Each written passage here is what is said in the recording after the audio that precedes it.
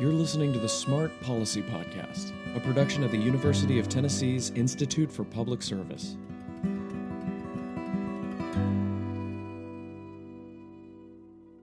Syringe service programs, or SSPs, sometimes called needle exchanges, have been legal in Tennessee for several years now.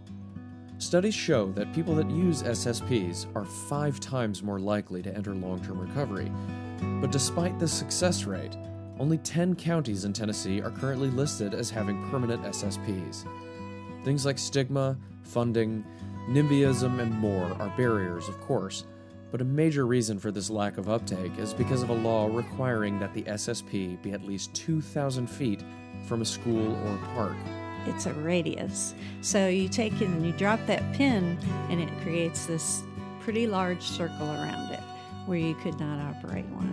And so when we looked at it and we started looking at where could we put one in a metro area, for example, that has a lot more schools, we found that 80% of the Knoxville community was off limits to operate a syringe service program.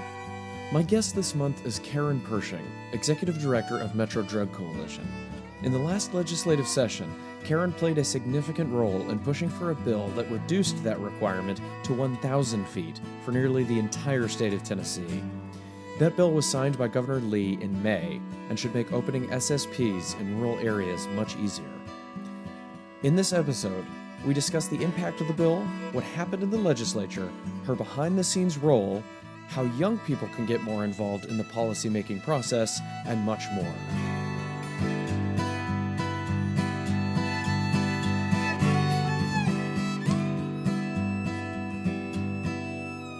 Well, actually, syringe service programs have been around since the 70s in many states, but not in Tennessee.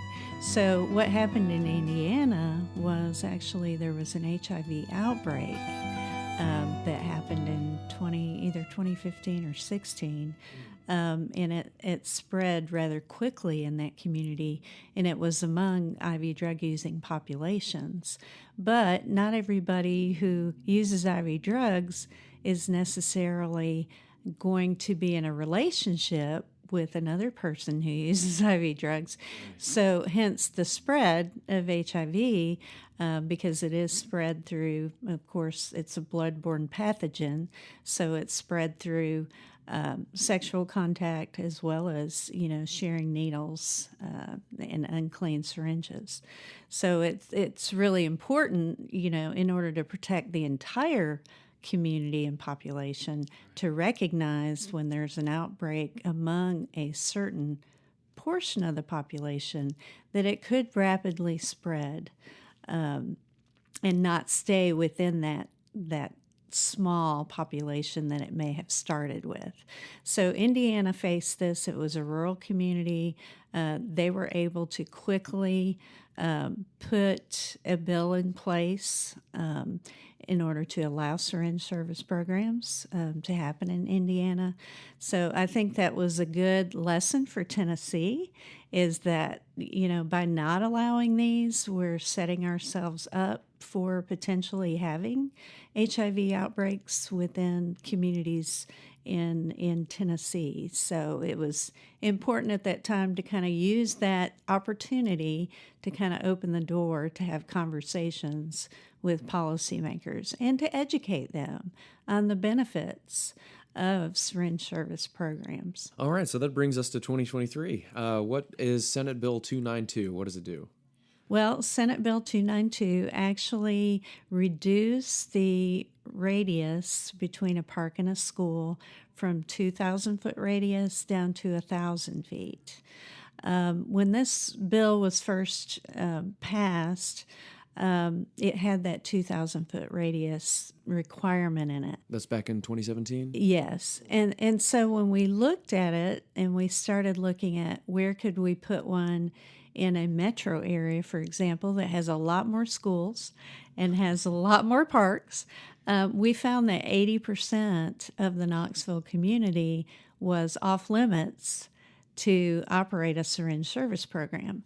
So we went back to the General Assembly the very next year and we're able to show them that in the metro areas in particular, this was really prohibitive. That makes so much sense. If you look at a heat map of overdose deaths, you see they're all concentrated in the population dense zones, which are going to have Exactly. schools and parks and churches as well. Yeah, no, that makes a lot of sense. So how can we compromise on that, right? And keep our kids safe. We all want to keep our kids safe. And looking at, one of the arguments I used was, right now drug-free school zones in Tennessee are 500 feet. So, even at 1,000 feet, we're double the requirement of drug-free school zones. So, I think education, fear, and pushback from the public, and there's still a lot of work to do with that, Jeremy. People who enter syringe service programs are not your drug dealers. Right. Those are the people who you want to be concerned about who are near your kids. 1,000%. But people who are actively using drugs, yes, it's not a pleasant situation, but at the same time, they're not trying to hurt anyone. And so, again, there's concerns about more syringes being, dropped in the community and being discarded, here, there, and everywhere. And one of the things syringe service programs really focus on is the fact that we try to get to the one-to-one exchange. So if we give you, for example, 17 syringes, when you come back the next week, we want you to bring 17 used syringes back with you. And so by providing that accountability piece with the participation in the program, it really helps keep our community safer and cleaner. Okay, I was going to say that probably reduces needles lying around. Yeah, absolutely. Okay. Now, and something that was said in the passage of the bill in one of the committees really stuck out to me. 1,000 feet is over 3 football fields. Yes. That's a huge amount of space. Yes. That's definitely not likely to encounter a school or a school child, I should say. And it's a radius. So it's not just a linear, 1,000 feet. It's a radius. So you take it and you drop that pin, and it creates this pretty large circle around it where you could not operate one. So and I think that's where people misunderstand too, the radius versus a linear linear relationship there. But so the metro areas the next year, again, back on that, we're able to get that reduced from 2,000 to 1,000 square feet. And so that was in radius. Memphis, Nashville, Chattanooga, and Knoxville. Yes. Okay. Yes. And then what was happening is some of our metropolitan-based syringe service programs operating through nonprofits began trying to create programs in the rural areas. And what they were running into is some of the same issues we ran into in the metro areas, which we really didn't anticipate. That 2,000-foot radius was pushing them out to the point where they weren't accessible to the population. Okay, I think I remember Senator Briggs, who was the sponsor, saying they'd be out in a cow pasture out in the middle of nowhere. Exactly. So going back this year and getting that reduced, I thought we might have a battle with some of our more rural legislators, but it went pretty smoothly. There were a few legislators I was asked by the sponsor, to reach out to because she felt like, they may vote against it, and said, hey, I need you to contact these legislators. And so I was able to do that pretty easily. And of course, you never know how they're going to vote until the voting happens. But a bill sponsor is usually pretty good at knowing where their colleagues are before it comes to vote. And so you kind of let them guide you if they're willing to sponsor your bill. And then, again, you do your work for them on behalf of them. To try to encourage and try to educate members that may still not understand the benefits to syringe Well, service fortunately, programs. since we had already had them operating for a few years, we had hard Tennessee data too, so I bet that made it a little bit easier. Yeah, that always helps. Once they've seen them and they can see the benefit, the Department of Health is who approves these programs in the state, and there are requirements through the Department of Health in terms of reporting. So again, aggregating that data that we've collected so far in Tennessee and be able to use that data to actually show the benefits of the programs and the impact they're having on our communities where they exist now is definitely a step forward for Tennessee. And the votes at the breakdown, not just in the committee, but then in the full Senate, and then when the bill was brought to the House, it passed by pretty clear majorities, which was really nice to see for something that can have so much controversy around it. There were just a handful of holdouts in all of those situations. So why do you think it was so successful? Again, I think the biggest thing is education, and I think with a lot of these situations related to substance use, it creates educational opportunities to really get the public, but also get our legislators to really understand the disease of addiction, the services that are provided that are evidence-based. They're not something we just pulled a rabbit out of our hat and said, let's do that.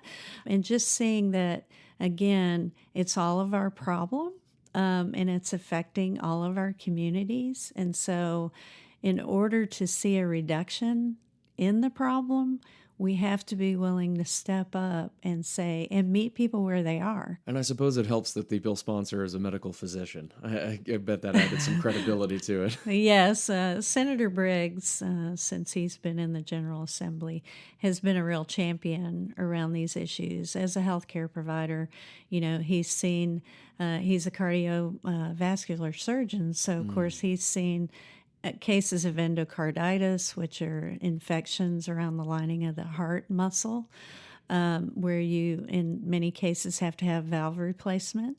And he's had to do many of those procedures in young people, much younger than he was used to seeing, because of intravenous drug use and getting infections in their body from using, unclean syringes and materials that they used to inject. He became aware very, very early when he became a senator, and actually called me when he was on his way to Nashville one day and wanted me to send him every piece of data I had on this issue, because he said, Karen, you're not going to believe what I saw over the weekend.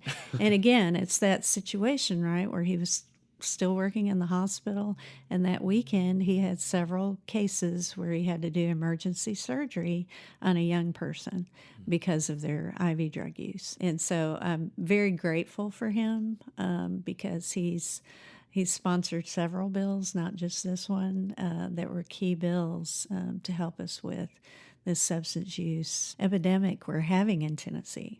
That's an extremely valuable relationship, I think, for this state.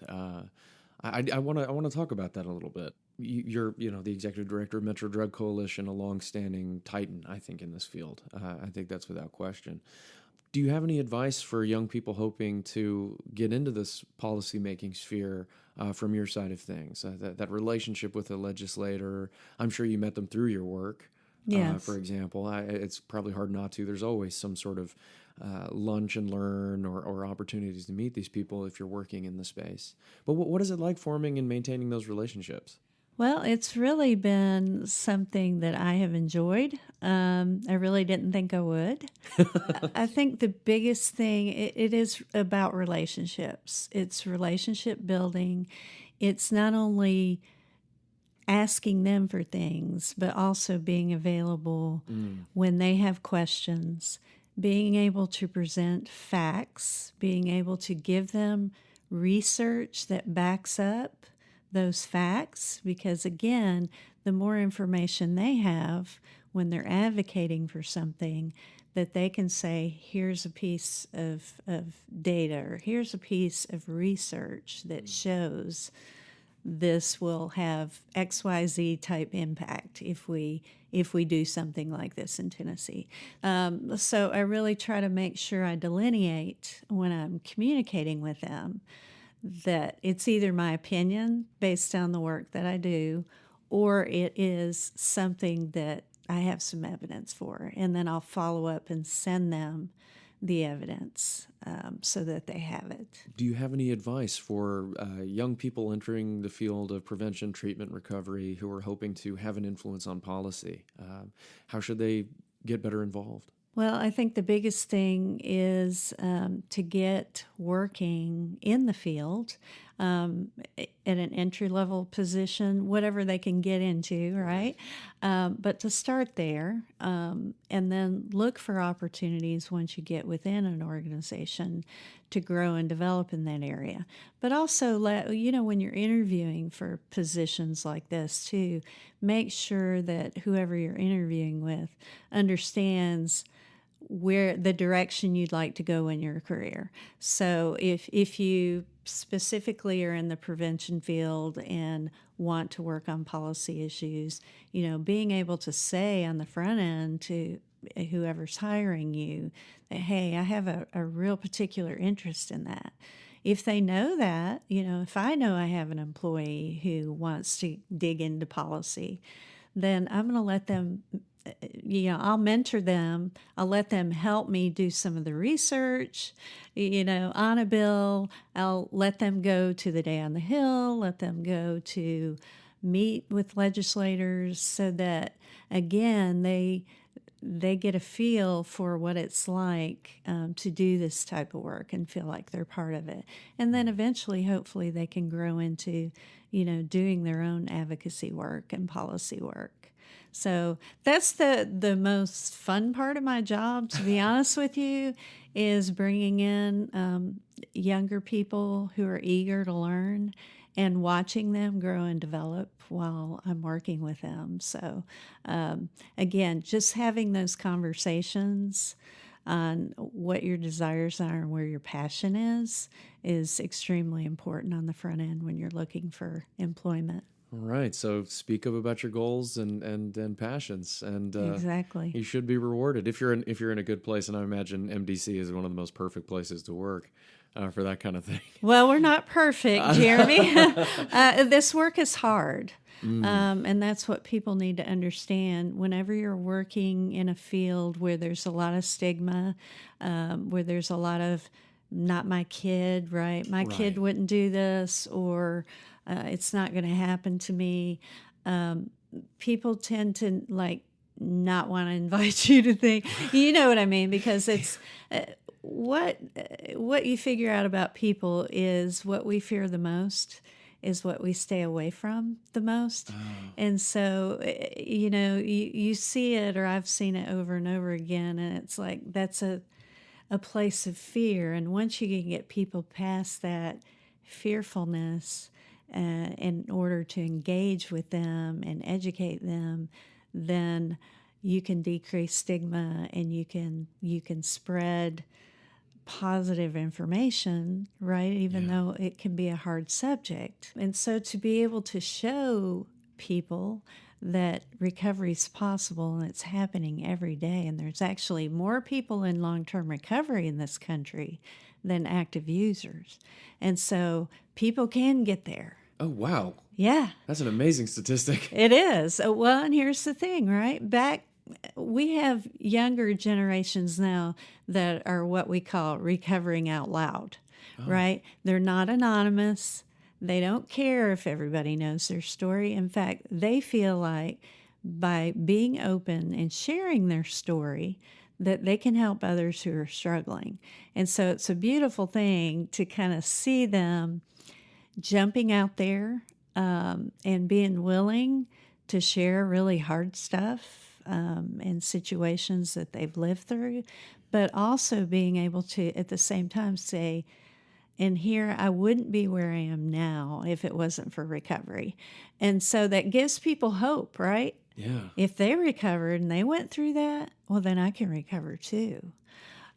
So recovery stories are extremely powerful in this space. And the younger generations, I'm glad you brought them up and talked about their passions, because that's what I've seen. I mean, one, we have hard data at the national Yeah. level that overall drug use is actually down.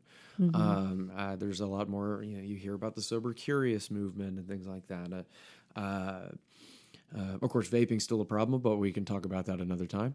But in terms of the really intoxicating substances, overall use is down. And like you said, they're open about being in recovery if they are. I've been talking a lot with the collegiate recovery folks about building those on-campus communities, how there's clearly a change in the air. Are you seeing that in the people who are applying to work for MDC or out and about in the space that you encounter?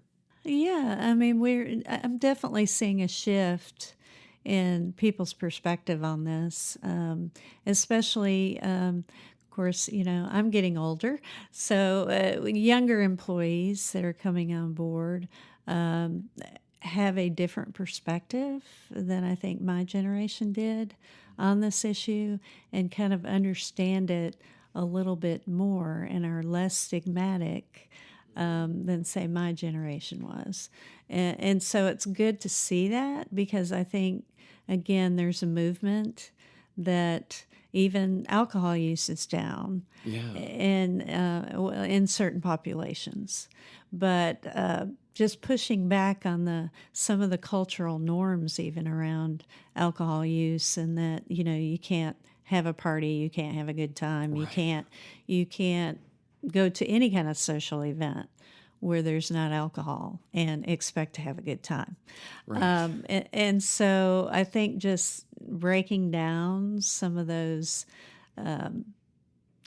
decades of thinking that, alcohol has to be a central part of any kind of celebration or event, I think is happening. It's slow, but I'm seeing it more and more. And of course, at MDC, we have events and we have special events where we don't serve alcohol, but there's still somewhat of an expectation that you should have alcohol at your especially fundraising events. But as part of our mission, we have to kind of walk the walk. And so it kind of has us speaking out of both sides of our mouths if we're saying one thing and then doing something else. Oh, absolutely. Okay, well, this was a really fun ride. I have to ask, do you have any particularly interesting stories, not just about this bill, but any other policymaking situation where there was just some sort of interesting story or unexpected twist in how the procedure went, and like something you didn't expect about the state legislature or what have you? Yeah, well, the biggest thing that comes up when you're working on a bill, and it came up with this bill as well, is you have people who are full-time lobbyists who are representing, other entities, organizations who will present opportunities to amend your bill. And that came up again with the syringe service bill this go around, where we had a lobbyist who proposed an amendment that essentially, based on the way the amendment was written, would have invalidated really what we were trying to do. Oh, the whole thing. It was going to, really ruin the whole thing. But, I'm not a legal person. I'm not an attorney. I don't have that kind of background. But I've learned through this process to really read bills extremely carefully and language carefully. So just saying a may or a might or a shall or a will Or a comma. yeah, I mean, a little nuance in the bill can totally change the impact that piece of legislation it could potentially have. So essentially, this lobbyist brought forth an amendment. It got sent to me, will you approve this, or are you okay with this? And I went, no, I'm not. It's basically going to invalidate everything we're trying to do, and it'll just keep us at status quo. So I was told by this lobbyist that it would have been unconstitutional. So it was just one area in the state that wanted to be excluded from the 2,000-foot rule. And I was told that it was unconstitutional to name one entity in the amendment. And I said, well, it was interesting because we did that for the metro areas, the year after it passed. So were we unconstitutional then? And I said, I'm not a constitutional scholar. I'm just asking a question. So next thing I know, I get an amendment just amending out that one community that wanted to be excluded. And I was like, okay. So you have to, in a polite way and in an appropriate way, kind of challenge people sometimes, in order to really get where you intend to go on a bill. And again, I'm not a lobbyist. I do advocacy work. And so I can't be in Nashville every day they're in session. Oh, yeah, you're busy and over so here, yeah. I'm here running a nonprofit, and I go when I need to and when I can get to Nashville. But otherwise, I'm working from home pretty much and, making calls when I need to and checking on things. But lobbyists have an advantage because their full-time job is being there watching all these bills, representing their clients, and being able to pop into a legislator's office at any given moment. Huge advantage. It's a huge advantage. So just kind of understanding that, and it pretty much happens. It's happened every bill I've worked on.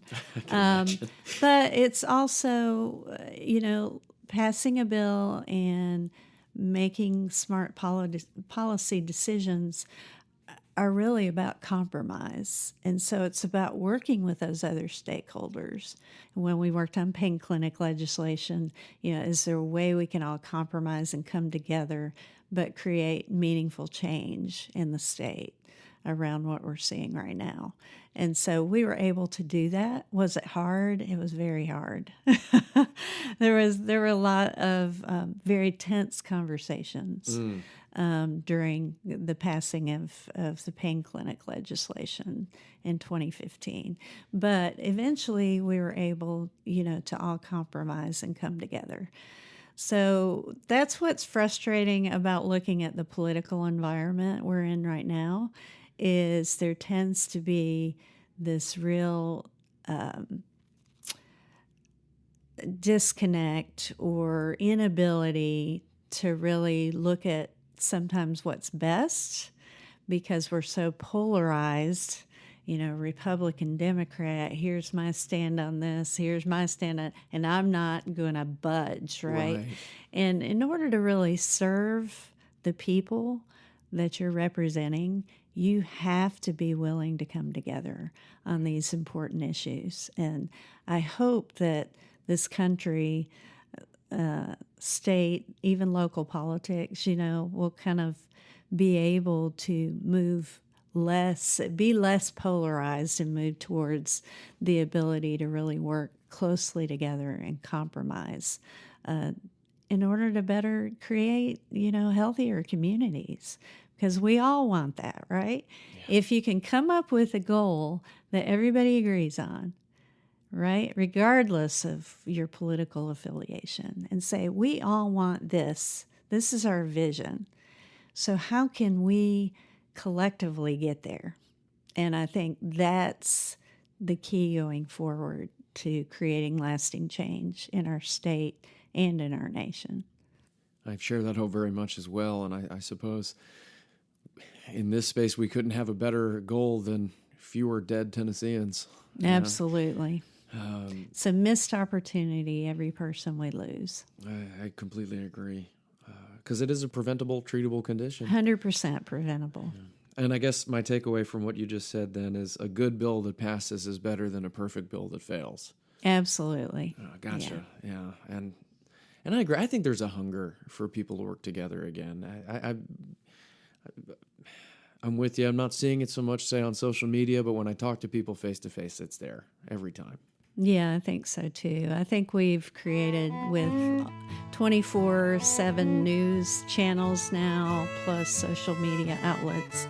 What gets attention is the and those platforms create more polarization. They incentivize it. Yeah. Exactly, because nobody's going to follow those things or watch the news as much unless, people are shooting, They're angry. anger at each other and hatred. And I think the American public is getting very weary of this. I think so too. And a lot of us have discovered the more we're off social media, the better our mental health is. So true. Yes. So true. The more I unplug, the less I feel bad. All right. Well, Karen, this was a really wonderful conversation. Is there anything else you'd like to add? I can't think of anything, Jeremy. It's been great to be with you. Thank you so much. Thank you. For more episodes on in-depth discussions on Tennessee policies related to substance use disorder by a range of local experts, please subscribe to us wherever you get podcasts and visit our website at smart.tennessee.edu. I'm Jeremy Corvelis. Thank you for listening, and see you next month.